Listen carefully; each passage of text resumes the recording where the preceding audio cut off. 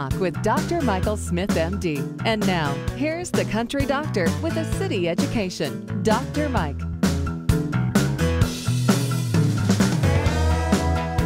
My guest is Deborah Heisz. She's the co-founder and editorial director of Live Happy LLC. It has a website, livehappy.com. There's a magazine, Live Happy. She's been doing this kind of stuff for a long time. She's obviously a very successful businesswoman. She's been growing successful startups in the publishing industry for a long time, and has 20 plus years of management experience in a variety of fast-moving organizations. Deborah, welcome to Healthy Talk. Thank you. Glad to be here. I need to find... Oh, thank you for coming. I need to find my happy place. Here's my problem, Deborah. And on one end, it's a good thing, but of course I take it to the extreme and it becomes a bad thing. I'm a thinker. Like I'm always thinking about something, always analyze. I'm very linear in that kind of way. That's, why I make a decent doctor. I'm pretty good at analyzing that kind of stuff. The problem is it just never shuts off, and that can drive you crazy. Trust me. And so finding a happy place would be really good for me. And I do think I have them, but I don't know how to tap into that. So first of all, what does it mean to have a happy place? Well, a happy place is somewhere you can go when you need a mood boost or when you need to recharge, get some time to collect your thoughts, which may not be your issue. You may be trying to get away from your thoughts, in your case. Give you a fresh perspective. Exactly. or really just give you that sense of hey, this is where I belong, and I'm at peace here. So that's what we're talking about when we talk about a happy place. Well, okay, so how do people, so obviously there are some people that are really good at this, right? They can get into that almost like meditative, prayerful mode, whatever words you want to use, and they can get into that place. So how do they do that? I mean, is this something you got to work at? What do I need to do? Well, one of the first things I want to point out is your happy place doesn't have to be prayerful and meditative. It doesn't have to be that beautiful, scenic cottage by the sea kind of place. For some people, their happy places are in crowds, particularly people who are extroverts. Their happy places are crowded. They may be by themselves, but they like to be around people. A good example is, in our July-August issue of Live Happy, we have an article called Joyful Havens, and someone in there, her happy place is the New York subway. And it's because she's a musician and she likes the sounds and the echoes in the subway, but that's certainly not a meditative experience for her. Somebody else, it's a dog park because it reminds them of childhood and children playing on the playground and their experience of childhood. And, seeing the dogs run around and play brings them joy. For others, for people more like me, I'm an introvert. It really is where do I get away from it all? For me, it's pretty much anywhere that I'm outside disconnected from electronics and free of interruptions for at least 20 minutes. When you have 3 kids, 20 minutes interruption free is a joy and a happy place. But so how do you find yours, Deborah? Though I mean, so you're thinking in your mind about like maybe it's a beach or whatever. How do you get there, mentally speaking? Like when you're in the middle of your crazy work day. Well, first of all, recall places where you've appreciated the sounds or the images or the smells. That physical environment that brought you joy or that you found peace. Some people, it might be sounds of birds chirping or a river or music or people's voices. But think of those things and then choose a place, a physical place where you can experience those things that bring you joy. So if it's, for me, if it's being near water and outside, it's, okay, where is that place near my house? I happen to have a pond near my house I can walk down to and basically sit, feed the ducks, or pass on my morning jog. And that pond brings me joy if I spend time there. So finding a place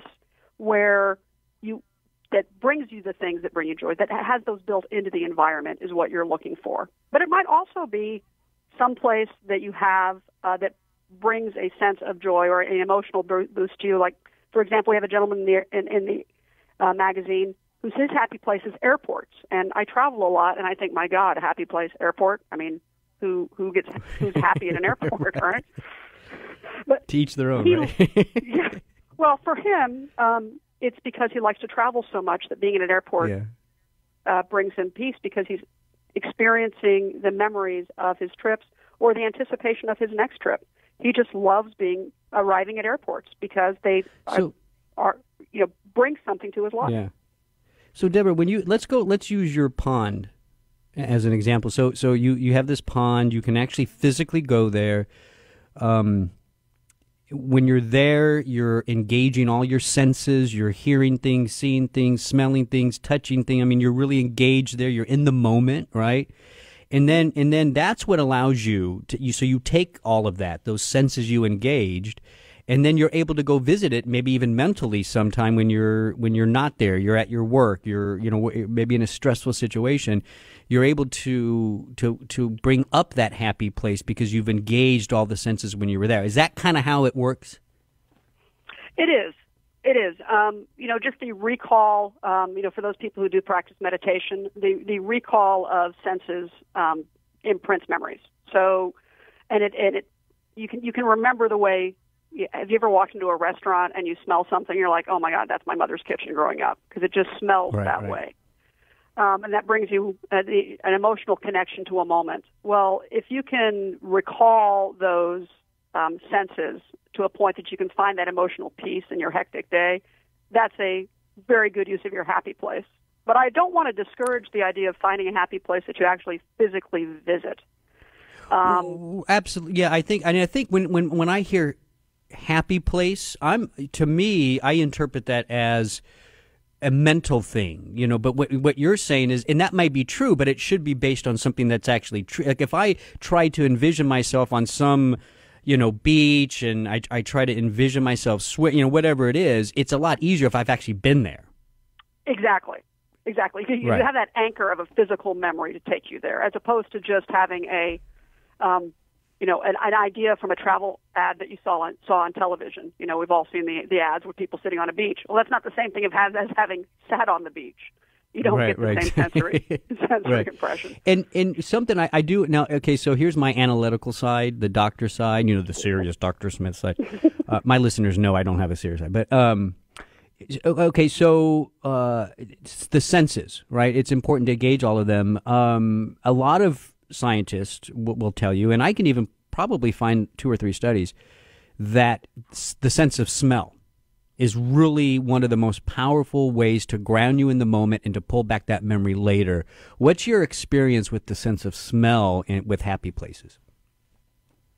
The research you've just cited is absolutely correct. Senses of smell are that's why I chose as an example when I was talking about, you walk into a restaurant, it reminds you of home with the right smell. They are very distinctive, and they bring up those memories. Unfortunately, they're difficult to recreate in the office. You can't just say, oh, you know what, I'm going to smell the beach.